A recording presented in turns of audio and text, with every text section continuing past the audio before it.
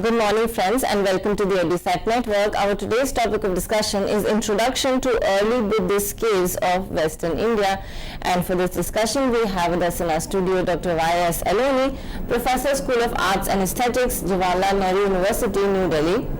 His specialization is visual studies and his main work is on Buddhist caves, and he also holds a teaching experience of nearly 2 decades. And friends, with this introduction, I would like to welcome sir to our EduSat studio. Welcome sir, thank you for coming.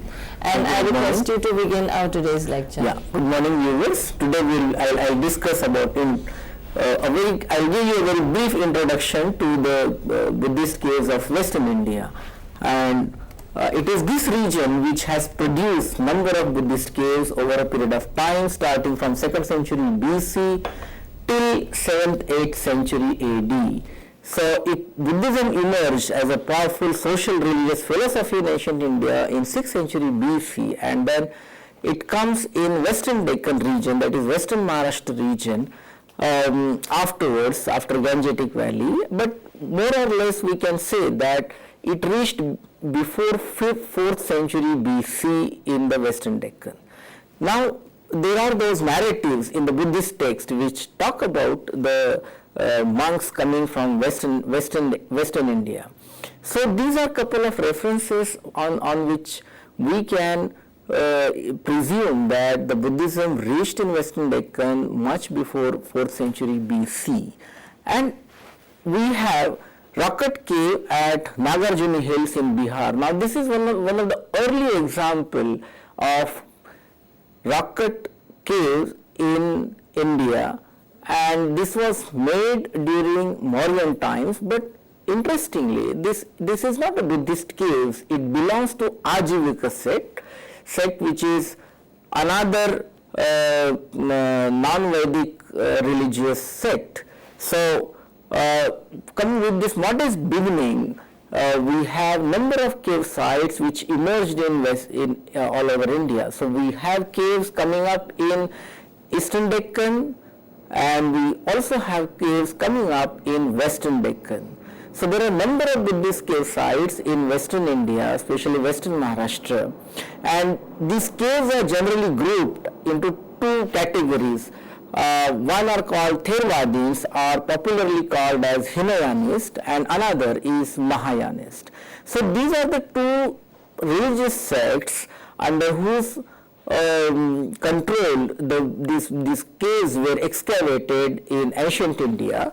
And we will have a map showing on your screen which tells about different locations of the Buddhist caves spread all over Western Maharashtra. So prominent among them are, say for example, Ajanta, Ellora, Nasik, Karla, Bhaja, Kuda, Chaul, Canary, Panhare, Kaji, Chipdun, Khed, Karat. So there are a number of such caves which were excavated in ancient India. Now broadly the Buddhist caves are of following varieties. One is a Vihara cave for dwelling purpose, another is Chaitya cave for congregation and worship, and there is third variety, it is a combination of Chaitya and Vihara. So these are the broad general groupings we can make out of its architectural features. Now many Chaitya caves are apsidal vault-roof pillar or pillarless halls, and also there are Chaitya caves with flat roof quadrangular halls, and then there are Chaitya caves which are elaborately decorated with excellent carvings of Chaitya arches and Vedika designs. And then later on you will notice that in the Mahayanist caves, especially at Ajanta and Ellora, you have lot of sculptural embellishment on the facade of these caves. So this sets a very different kind of a tradition. Beginning was very modest, but it goes on getting elaborated, and then you have lot of sculptural embellishment that comes up at Ajanta and Ellora. So these are the important features as far as Chaitya caves are concerned. One more important thing which one has to note as far as the Chaityas are concerned, so you have apsidal vault roof variety, then you also have the vault roof apsidal pillarless variety, and also you have the quadrangular flat roof variety. So you have number of such typological variations that have emerged in ancient India, and they are diligently followed over a period of time. There are improvisations, there are changes in them. You can study its stylistic changes. But what we are going to do today is just I'll give you a very brief introduction to the early beginning of these caves and how they have developed over a period of time. Now, as far as Vihara Caves are concerned, they are very simple. They are simple dwelling units. They have cells, they have halls, and interestingly, the early Viharas have interior decorations, whereas later Viharas are devoid of interior decoration. But in the Mahayana period, you will notice that the Viharas also get profusely decorated with sculptures as well as painting. So one can notice this kind of a tradition. And here you can see plans of early and later Vihara caves. So I have just picked up representative examples. This is Nasik cave 10, and another is plan of cave number 15 at Ajanta. But of course Ajanta have lot of elaborations in the form of cave number 1, cave number 2, cave number 16, 17 and so on. Now I come to plan of Chaitya cave. Normally what you notice is the apsidal hall. This is the apsidal hall, and you can see the vault roof over here. And then interestingly, this particular Chaitya Graha at Karle has a veranda over here which is very big, and then there is a stone screen wall. This is the stone screen wall in order to protect the cave from the monsoon showers. And then in front you have pillars, and these pillars mostly have lion capital pillars. So this becomes a very standard feature. Now as far as this particular cave is concerned, this is dated to 1st century AD, and this is the biggest cave in the entire western Deccan, in the entire western Maharashtra and in entire India. So it's a very huge cave, it's a very huge hall. And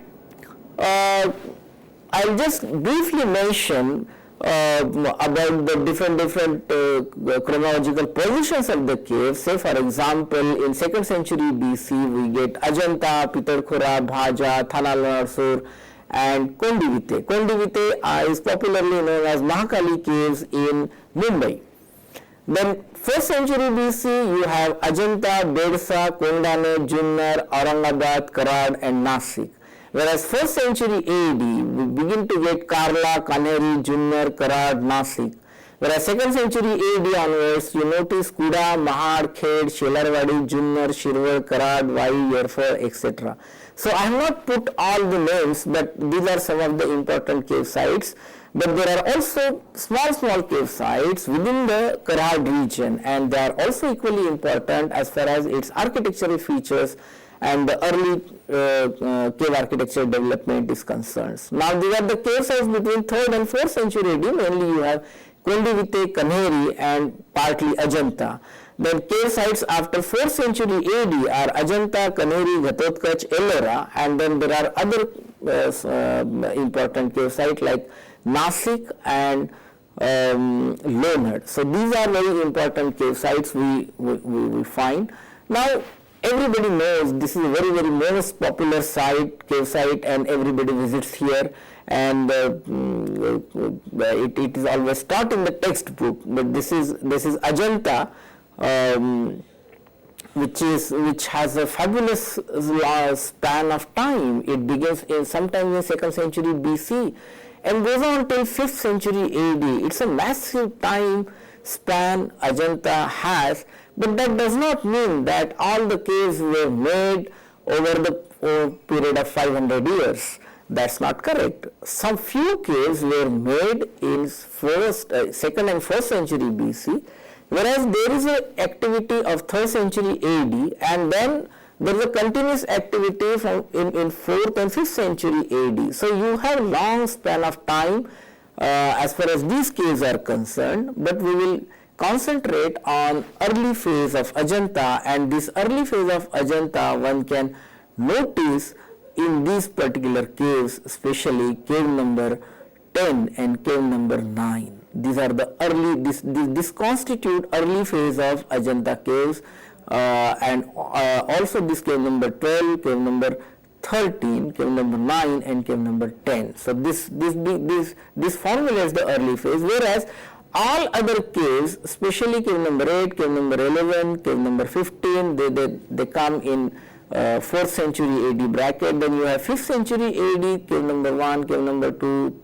then 4, then you have 17, 16, then here is a 19, and then 26, and all this complex, it all comes in 5th century AD. Now interestingly, Ajanta is one site which has 4 Chaityagrahas, and all these 4 Chaityagrahas, like 2 belong to early period, that is Theravadin times, whereas 2 belong to Mahayanist time.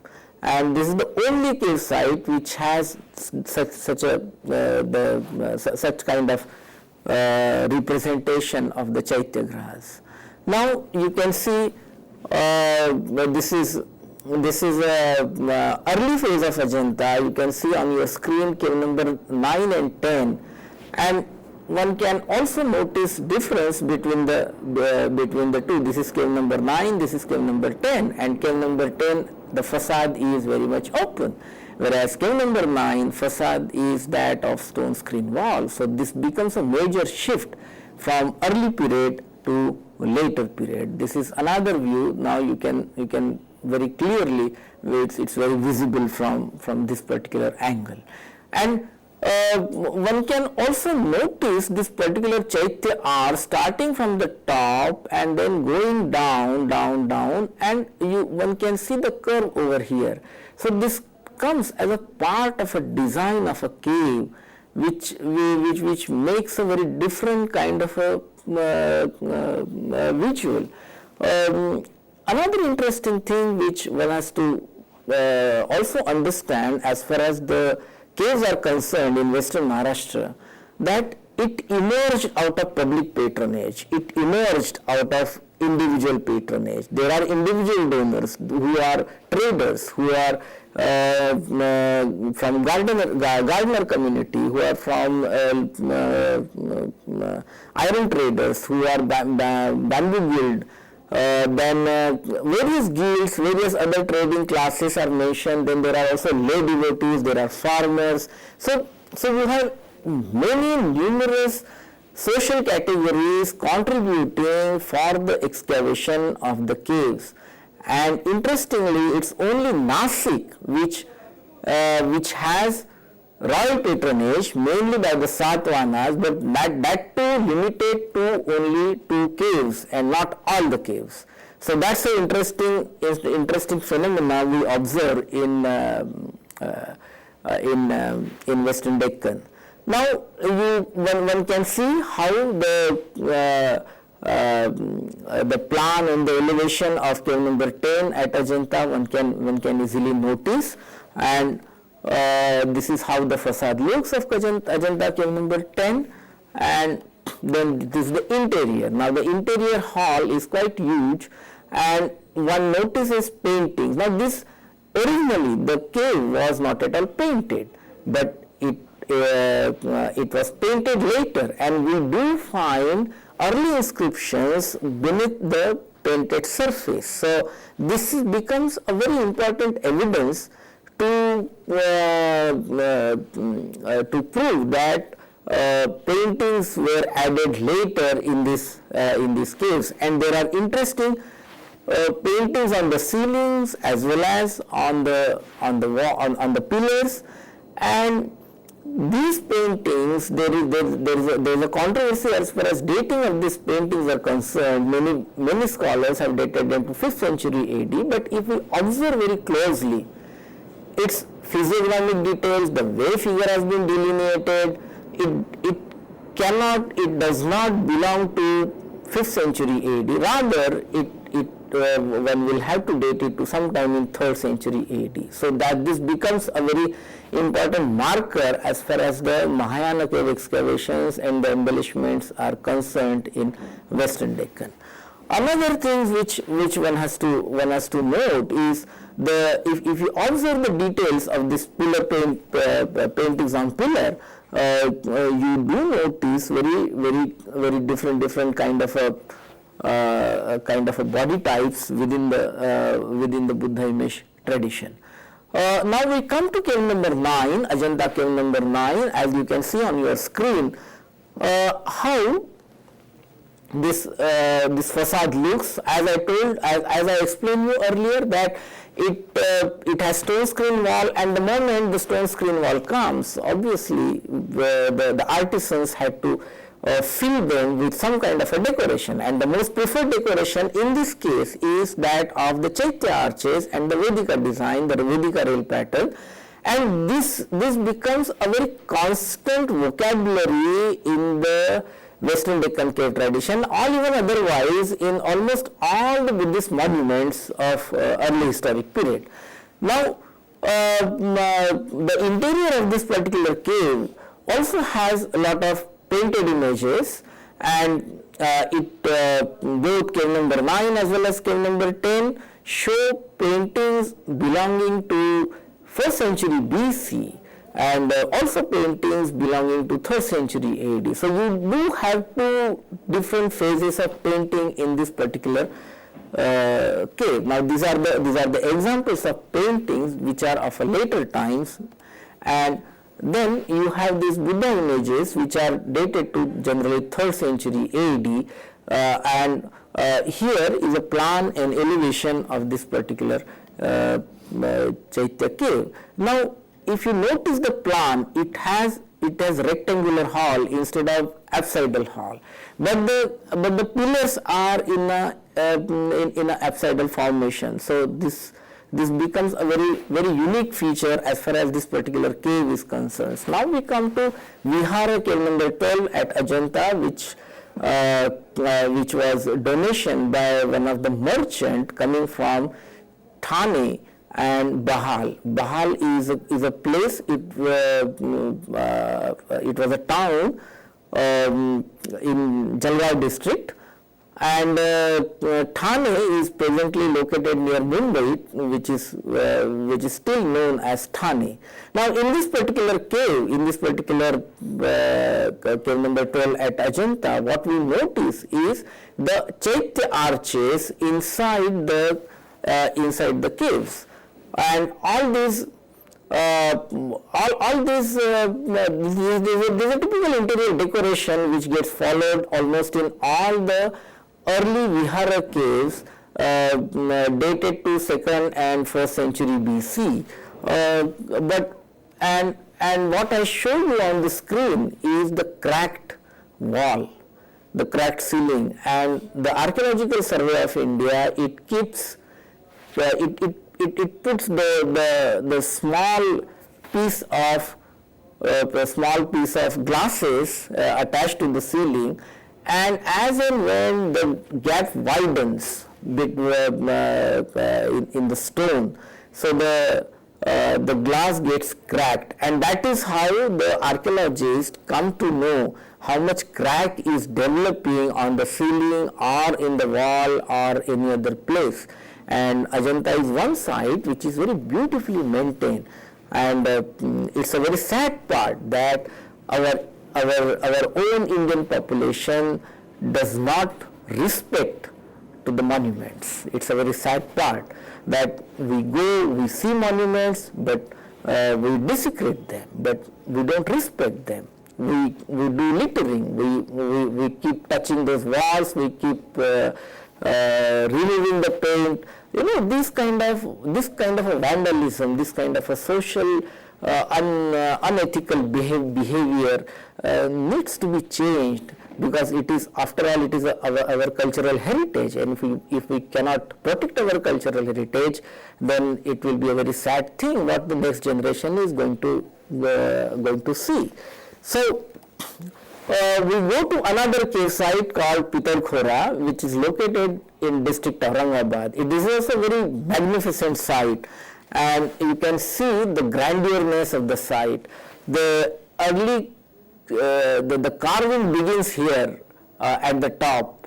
As you can see, the carving begins here on the top, and then it comes down, and then in between they find there is some problem, so then they leave it and then again start carving from this area. Now this all these things has collapsed. It has collapsed considerably. This is basically a Vihara cave, and interestingly, this is the first example we have of fountain decoration, the actual fountain decoration we have in the caves. And then here is that Chaitya adjacent to it. You can see this another view. Beautiful those elephants. One can see very life-size elephants, and then there is an entrance. Now you can see this is a Chaitya.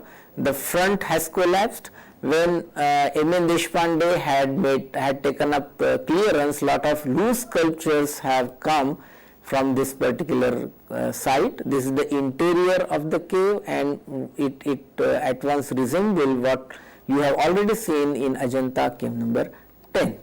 This is the another view, and one can notice even paintings there inside, and these paintings also have the same time span as that of Ajanta, and one can notice the plaster on the ceiling, and these are the marks to fix the wooden ribs. So there were those wooden ribs attached with the ceiling in many of early caves. Now these are the pillars with paintings, and then this is another example of painting the images of Buddha at the back wall. They are not actually Shakyamuni Buddhas, but they are Pancha Buddhas, that is part of the Pancha Buddha iconography.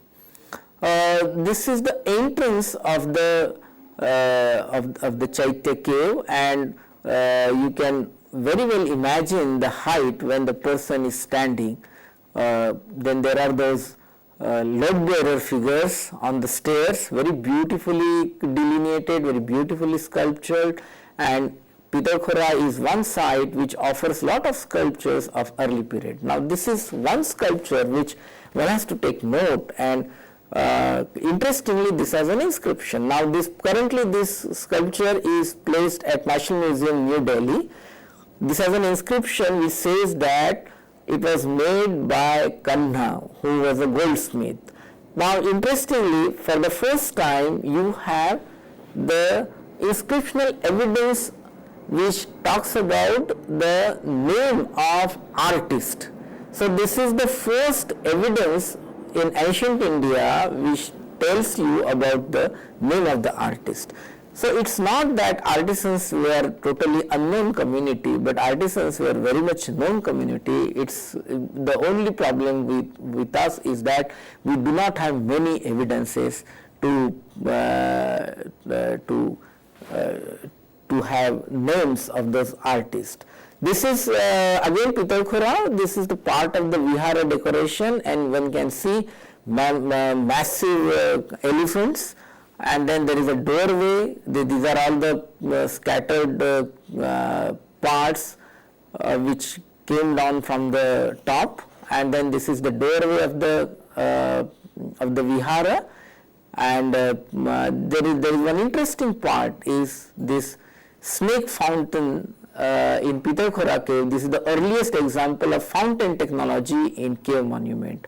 Now the water would be collected from the top, and then it would be channelized, and this channelization you can see here in this particular side, and then it comes down, and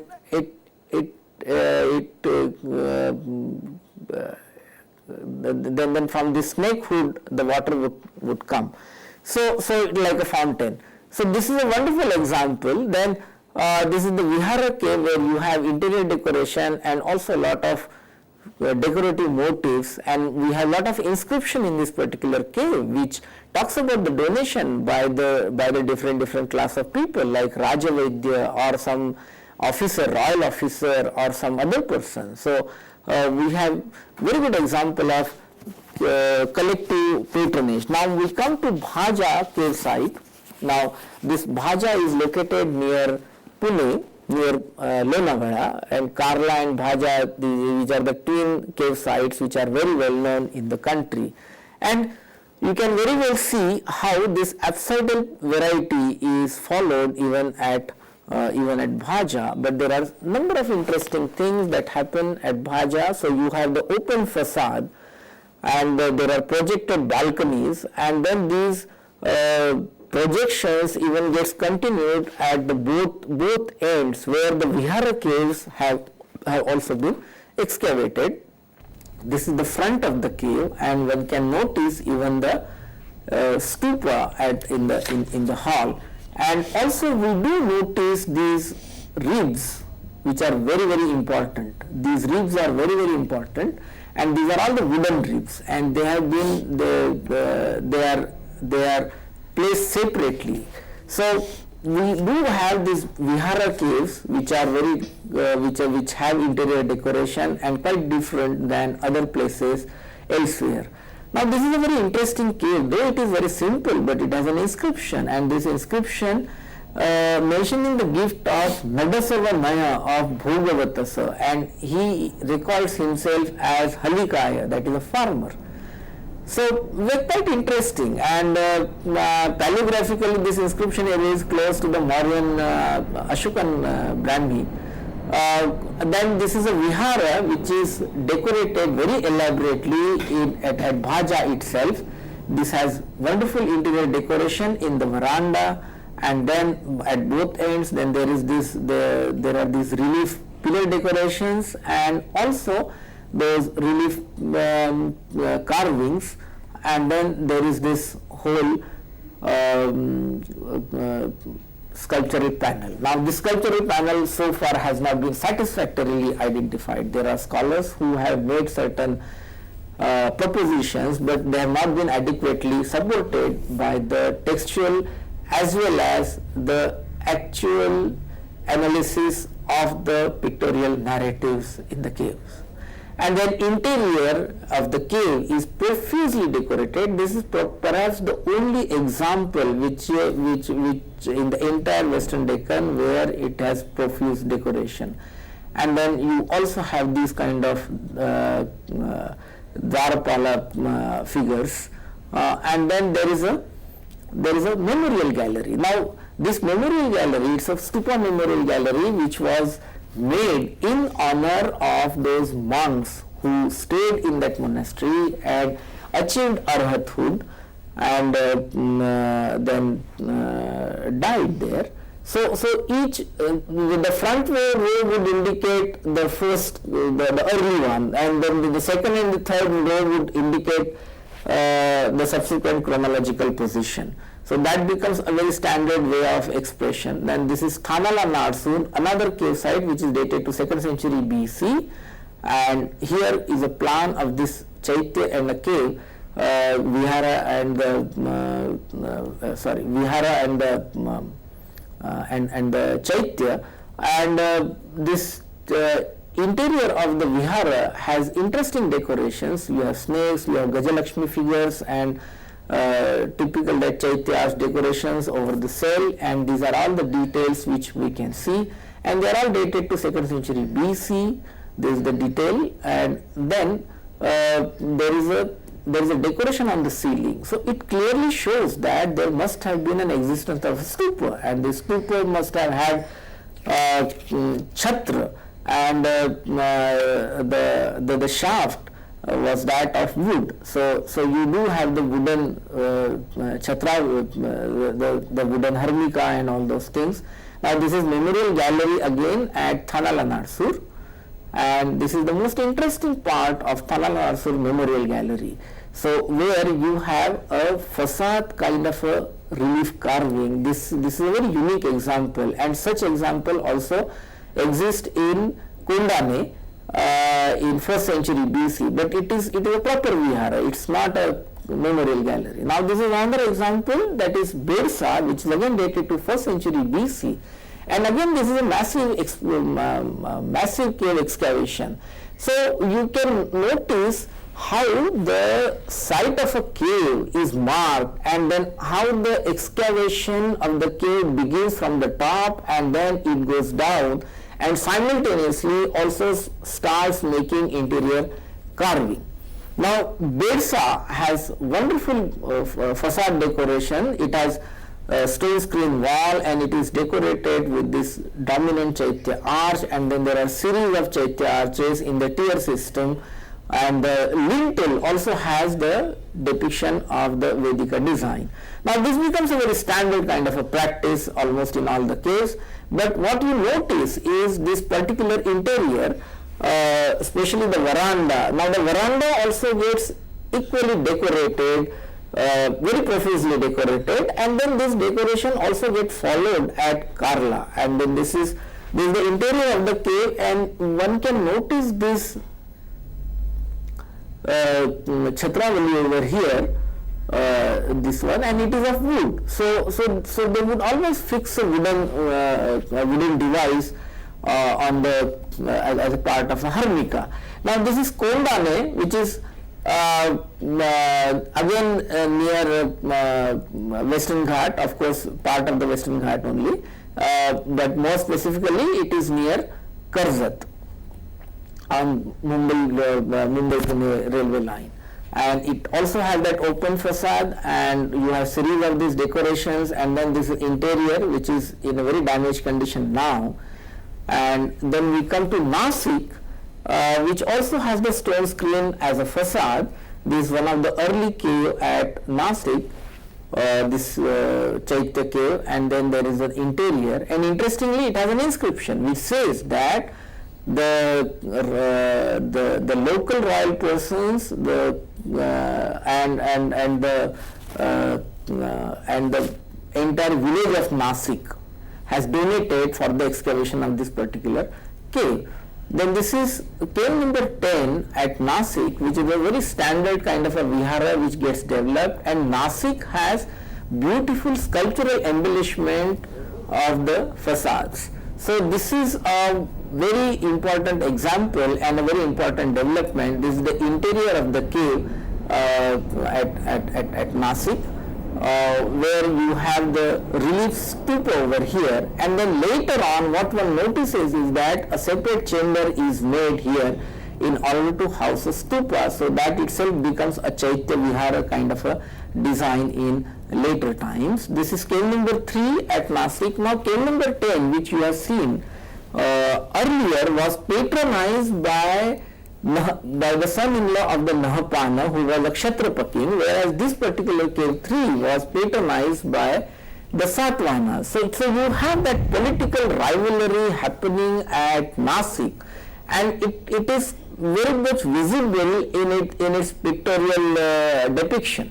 Now interestingly, this cave has an inscription which talks about the glory of the Gautamiputra Satkarni, one of the great Satvahana king, but it also mentions that he stops the intermixing of the Varna. So that clearly shows that how Satvahanas were following the Brahminical social order and imposing those Brahminical codes of conduct on their subjects. And interestingly, Buddhists were very much not were against this kind of social codes of conduct, and when even in the interior of the cave, one notices the similar features what we have seen in cave number 10. Now we come to another cave site called Julnar, which is 70 kilometers north of Pune, and it has largest cave excavations. There are nearly 235 cave excavations are there, and they are scattered all over. So they are scattered in several groups, such as this is Tunja group, then there is a Shivneri group of caves, then there is a Manmori group of caves, or Suleiman Pahar group of caves, and then there is a Ganesh Pahar group of caves. So there are those caves scattered all over, and it shows very different kind of a development. And this blind Chaitya arch and the flat roof quadrangular Chaitya variety it emerges in at Junnar. Now these are the early these are the decorations of the Vihara Caves in Tulja group, whereas this is the circular Chaityagraha, and this is the only circular Chaityagraha, example of the circular Chaityagraha we have in the entire Western Deccan. We do have similar kind of a circular Chaityagraha at Guntapalle in Andhra Pradesh. Now this is the Manmodi Chaitya cave, and one can see the blind Chaitya arch over here. Previously all this Chaitya arch would be very open, but here it is closed, and this remains unfinished because of the rock problem over here, which the artisans have noticed, and they left the excavation. But it has inscriptional evidences. But then the next one we see is the 4th century AD development at Karla, which is very magnificent. As I told you that it is the biggest excavation in the country, cave excavation in the country, and very huge one, very monumental, and you can see that feeling of monumentality through those through these visuals. The temple, which is located right at the entrance of the cave, is of a later time. It was made during medieval times, and it was very much existing, and it was under worship before the Indian Antiquity and Monument Act was initiated in British India and also in the post-independent India. So it has its own importance, and therefore all those intrusions cannot be removed. They are also part of the history. Now this is the facade of the cave, and you can notice how the Chaitya arch designs becomes a very standard practice to be depicted on all the facades in a tier system, in a tiered way.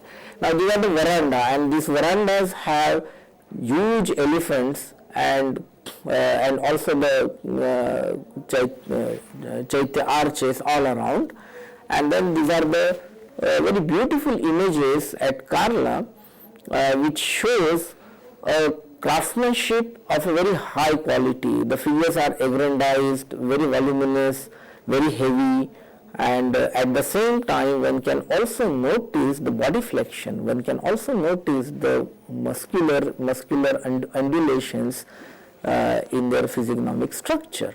Now the Buddha image which you are seeing is of a later times and not of original time. So this Buddha image was added sometime in 4th, 5th century AD, but whereas the sculptures were made in 1st century AD. Now this is the interior of the hall. Now you can see how huge it is. At the back you have a stupa, and then here you have a hermika, and then there is this Chatravali. And this Chatravali is that of a wood, and you can see this wooden carving here. Another interesting thing which I would like to tell here is these are all the pillars at the back, and these pillars have beautiful images of Buddha. Basically they are all painted images. Now many people see it, and they are not easily visible also, unless until you go with a torchlight. Then the ceiling, one can notice how it is decorated. It has the wooden ribs, and then there are those capital figures which are looking at the observer, at the onlooker. So one can also notice how artisans were aware of the viewpoint, that how the caves would be seen, at what angle, and so on and so forth. This is another cave site called Canary in Mumbai. It is one has to go to Borivali National Park, and from Borivali National Park one has to travel inside to go to this particular cave site. It's a very sad. Till recently, people of Mumbai were treating this as their picnic spot, and even I have seen on Sunday educated people, educated kids coming here and playing cricket. Now this is absolutely wrong behavior on the in the monuments, and it caused immense damage to our cultural heritage, to our cultural property. I request all the students, even their parents and everyone, not to encourage their kids, not to encourage their wards to do these kind of activities at the monuments, we should try our best to preserve and protect those monuments. Now, coming back to this particular cave site, Canary has 108 excavations, and it has a very long span, very long span. So you have standard apsidal chaitya, wall-proof apsidal variety, but also you have small flat roof quadrangular variety. So you have both the varieties emerging at Canary. Now if you see interior, now interior has this pillar, and these are the first Buddha images that have emerged in Western Deccan. These are at least one can date it to late 2nd century AD, because this cave was excavated during the reign of Yajnashri Satkarni, one of the Satvahana king during that time. Then this is the veranda, and in the veranda one can notice huge Buddha images. These huge Buddha images were excavated later. One can easily date them to 5th, 6th century AD, but other decorations such as these images, they were part of the original cave excavations, and there are those small Buddha images here, and on the basis of the paleography and their stylistic features, these Buddha images can easily be dated sometime in late 3rd century AD, and there are images which can also be dated to early 4th century AD. So the development at Canary is very important. Development in Konkan area, in the coastal area, is very important, especially at Canary and Kondivite, that is Mahakali Caves, in order to understand further developments at Ajanta. So this is the interior of the Canary Cave number 3, and one can see how there are stages of excavation. Like at one stage, this particular part was excavated, at another stage then this particular part was excavated, and then it gets completed. So there are those stages of excavation one can notice.